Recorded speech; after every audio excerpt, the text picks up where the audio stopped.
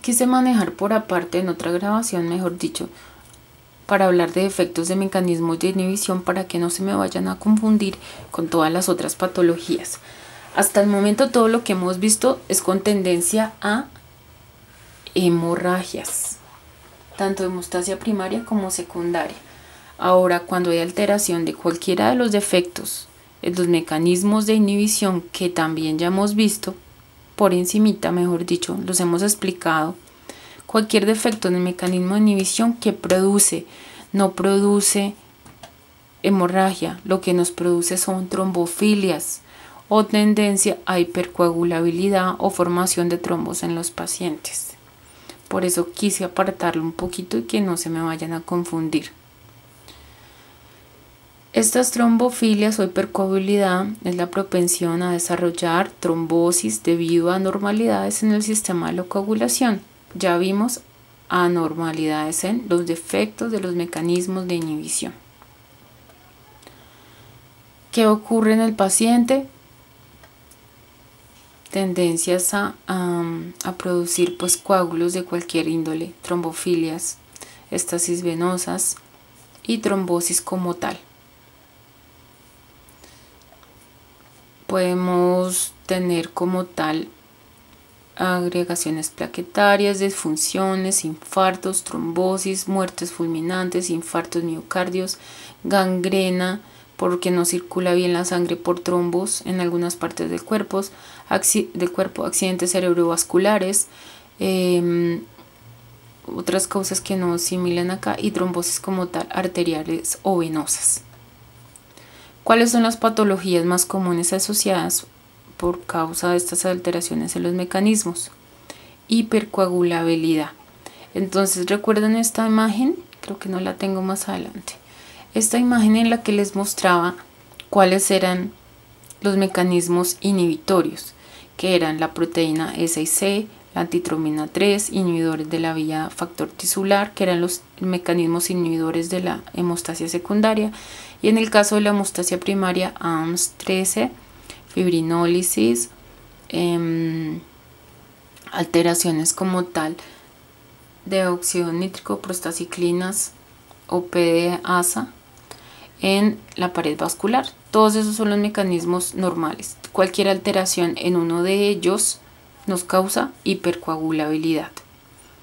Entonces, pueden ser de tipo hereditarios. Los más comunes son uno llamado factor 5 de Leiden, que es una variante del factor 5 en algunos pacientes, que ese factor 5 no permite ser degradado por la proteína C.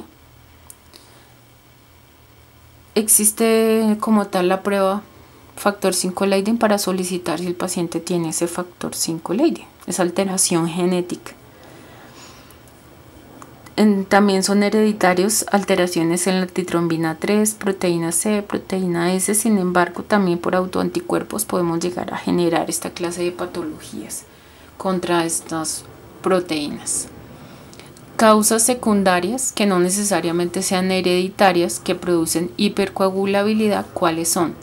El síndrome antifosfolipídico, que ya ahorita les voy a comentar más sobre él. Enfermedades malignas que pueden ocasionar alteraciones en estos factores y generar coágulos. La diabetes mellitus. En el embarazo se nos pueden alterar y producir hipercoagulabilidad. Ya vimos por qué, alteraciones de cuáles en la pared vascular. En la hemostasia primaria les expliqué un poquito esa parte que ocurre en el embarazo. En la preeclampsia. Contraceptivos orales, o sea, anticonceptivos, pueden ocasionar un poco más de espesor y alteración y causar hipercoagulabilidad. Dislipidemias, aumento de lipoproteínas, el síndrome nefrótico, deporte extremo, por básicamente deshidratación que nos causa poco líquido y facilidad de producción de coágulos en la sangre. Ya recordemos que ya hemos visto algunos deportistas que han sufrido trombosis. Bueno, entonces Uno de los más importantes a tener presente es el síndrome antifosfolipídico o es el mismo anticoagulante lúpico. Se conoce más con este nombre, pero es lo mismo hablar de síndrome antifosfolipídico o hablar de anticuerpos antifosfolipídicos. ¿Por qué es importante? Estos son anticuerpos que van contra los fosfolípidos. ¿Qué pasa? Pues que nosotros tenemos fosfolípidos en todo lado, porque componen la estructura de la membrana celular y ayuda a la activación de enzimas de todo el cuerpo. Entonces, imagínense lo grave aquí. Cuando tenemos anticuerpos antifosfolípidos o anticoagulante lúpico, entonces vamos a tener disminución en la activación de la proteína C, por lo tanto no tenemos inhibición de activación de factores. Hay inhibición de la actividad de la antitrombina 3, que recordemos que también es un inhibidor de la activación de los factores. Hay una unión de anexina 5, hay fibrinólisis, hay pérdida como tal de fibrina que ayuda a la malla a la formación del coágulo, hay una mezcla toda loca. No hay casi fibrinólisis, o sea, se facilita que se produzca más fibrina, mejor dicho. Y hay aumento en la actividad del factor tisular, que es el que desencadena la cascada, o sea, ocurre de todo un poco. Ese sería el síndrome antifosfolipídico. Se pueden producir una especie de mallas, mira, arañas, más o menos un montón de producción de pequeños coágulos en la circulación sanguínea, como vemos aquí en la imagen, y se ven mucho más las venas de los pacientes. Signos y síntomas comunes en estos pacientes son usualmente, recordemos que estamos hablando de síndrome antifosfolipídico o anticoagulante lúpico. Signos y síntomas comunes sería, primero, tenemos que ver el paciente, que usualmente son pacientes con historiales trombóticos.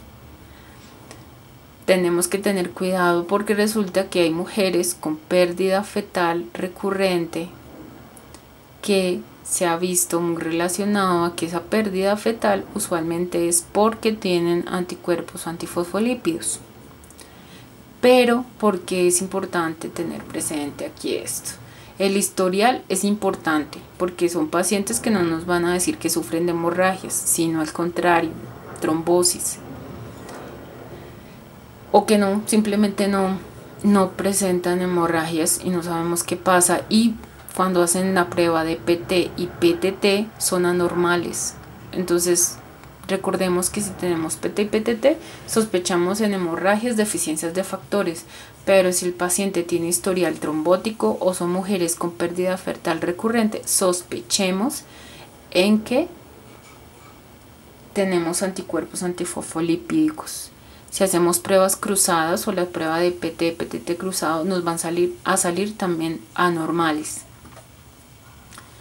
Exámenes diagnósticos, ¿qué es? Pues, ¿por qué también dan patológico o anormales las pruebas de PT y PTT? Porque estos anticuerpos pues atacan todos los factores también que tiene ahí la paciente, porque todo tiene fosfolípidos y hace que se inhiban también estos factores y den las pruebas prolongadas. Exámenes diagnósticos específicos para esto se llaman tiempo de veneno de víbora de Russell, así se llama. Es veneno de víbora de Russell, que se utiliza porque es rica en fosfolípidos y ayuda a identificar esta patología. Lo pueden encontrar con este nombre completo o como test de RVVT. Esta prueba es más sensible y no está influida por deficiencias de inhibidores de factores de coagulación. O sea, si el paciente tiene como tal anticuerpos contra los factores, no se va a ver afectada esta prueba. Solo va a ser efectiva y buen diagnóstico para pacientes que realmente tengan anticuerpos antifosfolípidos. O también el médico puede solicitar la prueba de anticuerpos IgG e IgM anticardiolipinas para confirmar diagnóstico de anticoagulante lúpico. Hay que tener cuidado con estos pacientes que sufran de anticoagulante lúpico porque nos pueden dar falsos positivos en las pruebas que usualmente se hacen para sífilis, que es la VDRL. Para esa prueba en especial nos puede dar falso positivo, así que tengan mucho cuidado con estos pacientes históricos antes de reportar algunas pruebas. Sin embargo, los médicos también son conscientes de eso, se supone, y por eso deben hacer pruebas mucho más específicas para pruebas de sífilis en caso de que dé esta prueba positiva. Enfermedades autoinmunes, la lupus, artritis, en cualquiera de estas pruebas nos pueden dar esta prueba positiva. Algunos medicamentos también, o sea, tenemos que tener presente siempre historial del paciente. ¿Cómo se tratan los pacientes que hemos visto hasta el momento? Si tienen deficiencias de factores en la hemostasia secundaria, usualmente ya existen concentrados de factores con el que el paciente ya nacido con esa deficiencia, o si tiene anticuerpos se maneja diferente. Si tienen deficiencia desde nacimiento, entonces usualmente a los pacientes se les puede inyectar factor el que necesite, factor 8, 9, que son los más usuales de utilizar. ¿Qué pasa con estos pacientes que pueden llegar a generar anticuerpos contra estos factores que le están inyectando? Pero pues no es usual, pero puede ocurrir. También, si no se tienen estos factores realmente a la mano, el médico puede utilizar crioprecipitados, que cuando vean clase de banco de sangre van a darse cuenta que estos crioprecipitados pues son ricos en estos factores 8 y 9 principalmente. Ahora, si el paciente sufre es de trombofilias, o sea, tiene tendencia a formar trombos, el médico usualmente da heparina o warfarina, aunque ya sabemos que existen más medicamentos.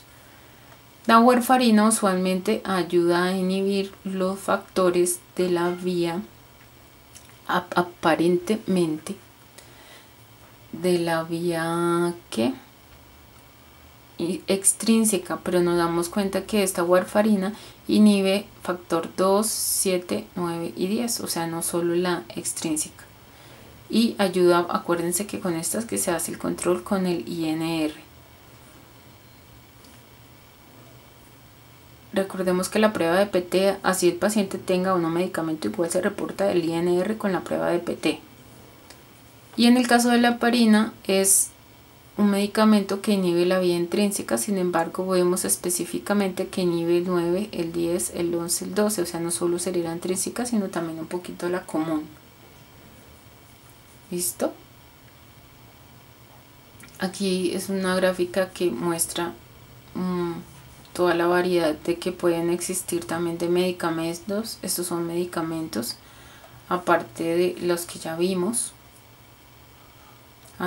que inhiben para la formación de los coágulos. Es importante que hablemos de los inhibidores. ¿Qué son los inhibidores? Son anticuerpos contra los factores de la coagulación. Entonces acordémonos, inhibidores, cuando hablamos de hemostasia, son anticuerpos contra los factores. Pueden ocurrir post tratamiento por deficiencias de factores o por enfermedades autoinmunes. Aquí en esta imagen lo que quiero es que vean cómo es el proceso, si llegan a necesitarlo. Se hace también un pool con plasma normal y plasma del paciente. Se mezclan, se incuba a 37 grados centígrados, se hace un control que sería el pool normal con solución salina. Ambos tubos a 37 por 15 minutos. Determinar cuánto factor hay en el porcentaje, porque usualmente el médico no va a solicitar para todos los factores, pide inhibidor específicamente para el factor 9 o factor 8, que son los más comunes. Se hacen cálculos, el resultado del primer tubo sobre el segundo tubo por 100. Recordemos que los factores usualmente el equipo los dan porcentaje. Se busca el resultado el valor más cercano en una tabla. Aquí abajo tienen otro tipo de cálculo para los inhibidores, sin embargo este es el que yo misma en algún laboratorio tuve que hacer y trabajé. Con este resultado se mira una tabla. Esta es la tabla, entonces dependiendo de cómo nos dio el porcentaje del factor posterior a hacer todo el proceso a 37 grados, ese factor que nos dé el equipo reportamos lo que está enfrente. Entonces si el paciente estamos sospechando inhibidor, cuando hicimos todo este cálculo nos dio de factor 0, pues le reportamos que el paciente tiene en inhibidores más de 10 unidades Bethesda sobre mililitros, así se reporta. Si el paciente se encontró que tiene 25%, entonces tiene 2 unidades Bethesda. Y todo esto lo hace el médico para valorar qué tantos anticuerpos tiene el paciente y asimismo manejar con medicamento al paciente.